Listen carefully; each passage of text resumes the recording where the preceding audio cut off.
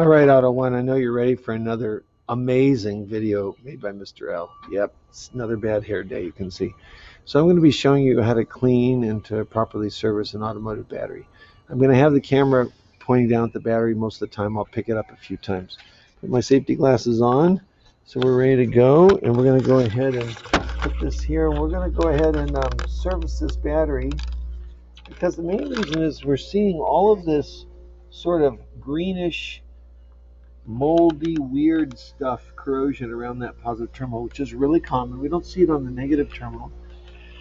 Battery is a 9 of 2017, so it was made in September of 2017, so it's about 2.5 years old, so that's not too bad.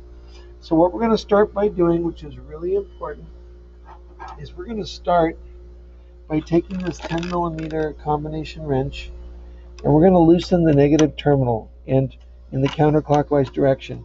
Whenever you're servicing a battery and you're taking off the cables, you're always going to take the negative battery cable off first. And here's why.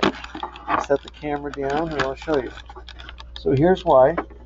So as I'm taking this off, if I touch something metal over here, there's no consequence because the battery negative is already attached to ground. But if I were to take the positive cable off first and I put this wrench here and I either touch that other cable end or some metal part, I'm going to get high current discharge and basically fireworks, and that's not a good day. We could blow the battery up and we could melt the wrench.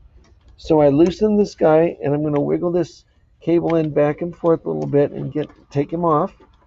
And let me explain something about batteries. The posts of the battery are tapered. That means as you go down they get larger, as you come up they get smaller, and same with the cable ends, they're tapered as well. So when it's down on there, I've got to wiggle it back and forth to get it off, okay? I'm going to tuck the negative battery cable over there where it's out of the way. Now I can safely take my 10 millimeter wrench and I can take the positive lead off. So I'm going to take this guy right here. That nut holds down that lead. This one is the clamp. So I'm loosening it, and I'll be real careful that this doesn't fall over there and hit the negative cable and then arc across the top of the battery. So I've loosened this a little bit. I don't have to do too much. Now I'm going to grab this end. I'm going to wiggle back and forth, and I've got this guy off. And I'm going to inspect this cable end. So it looks like it's got a lot of corrosion on there. And as you can see, we're going to clean that all off. So the first thing that I'll do is kind of tuck this cable out of the way. And now you can see the battery sitting there. And so what I'm going to do is try and set my camera up where it won't go anywhere on me. And I'm going to go ahead, and the very first thing I'm going to do before we even clean this battery is pop the caps off and check the water level. I use a large flat blade screwdriver, and just sort of pop the caps up. These three are all full. I can see the meniscus down inside, and I think you can too. You can see sort of the concave little view down in the cylinders. So I'm going to pop this cap back on. And the reason why I'm doing this now is because when I clean it, I'm going to use a baking soda to neutralize any acid on top of the battery. These three are full as well. The one on the far right is actually slightly over full, but that's okay. We won't tell the owner. We won't criticize the owner. Okay, so those caps are all on safely. Now what I'm going to do is I'm going to take a hose that I have here, and I'm going to go ahead and wet this guy down. Okay, got it all wet. Kind of wash some stuff off.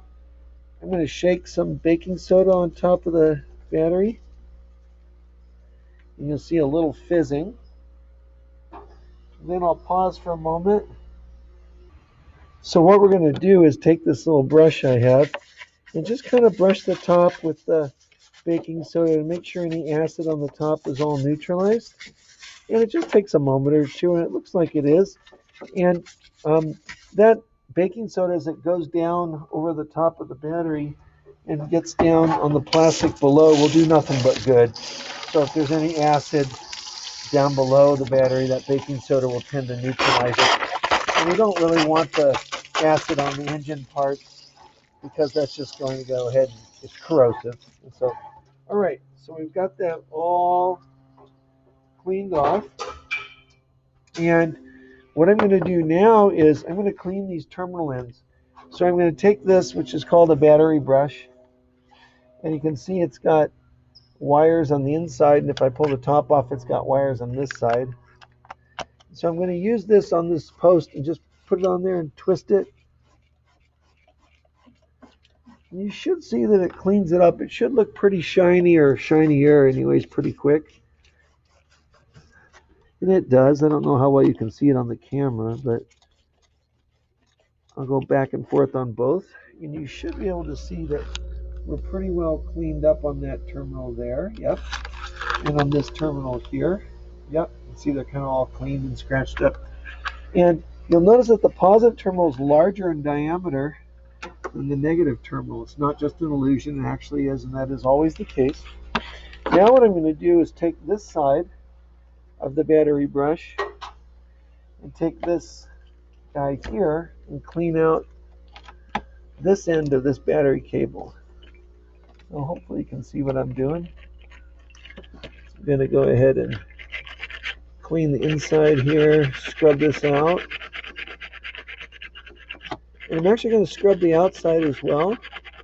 Just get all that funny looking moldy green stuff off. And again, I'm hoping that you got a good view of what I'm doing here.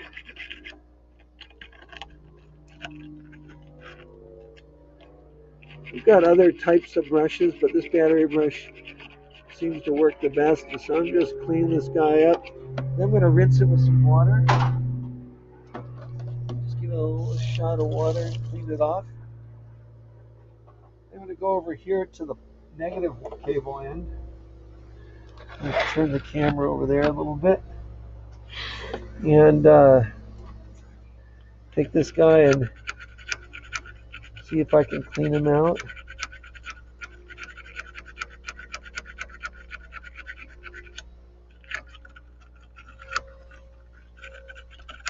Get all the corrosion out of there, because we want a really good metal to metal contact. And I'm just going to go ahead and give a little bit of, wash that out there. So they both are nice and cleaned off now. So I'm going to take this positive cable end and attach it. I'm going to push, I'm sort of twisting and pushing down, and then I'm going to tighten it. And when I tighten it, appreciate if you pay attention here, because people tend to over tighten battery cable ends a lot, and they break the clamps when they do it. And so I'm going to snug this up. And I'm not going crazy, but I snugged it up, and I'm making sure that the cable doesn't want to turn on there. And so I've got that one on. Now I can safely put the negative back on, so it's in the reverse order of what we did before. And so I'm tightening this one up. And again, not going real tight, just snugging it up and making sure it won't move. And we should be good to go. So we've made sure the cells are full of water. We cleaned the top with baking soda and water. And by the way, we checked the water level before we did the baking soda, because we didn't want to open it after in case there's any baking soda here that might go inside and try and neutralize the acid. We cleaned both the terminal here and the cable end. We cleaned both the terminal and the cable end there. So one other thing I'd like to do is to show you a automotive meter, voltmeter, or what we call a digital multimeter. And I'm going to get the camera there.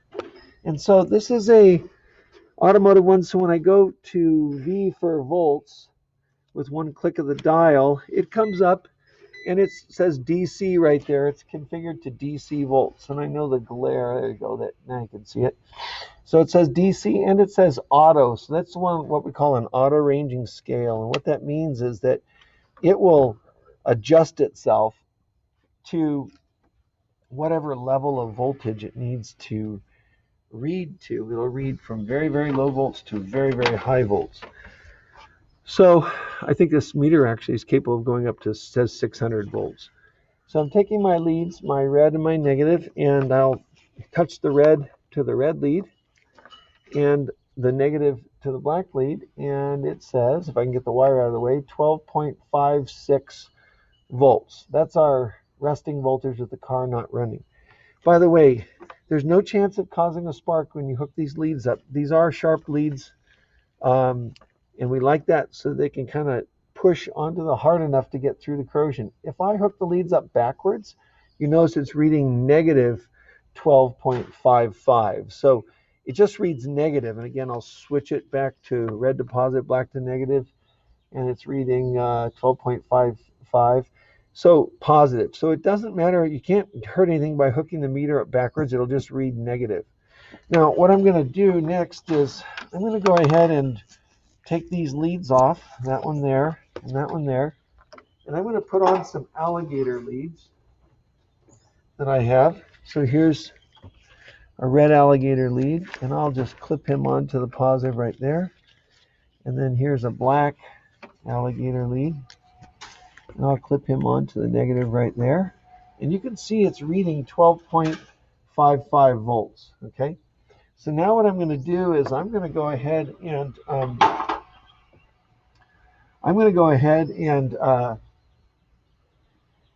start the car, and you're going to see this jump up to what we call charging system voltage. It should be somewhere around 14 volts. So let's start the car.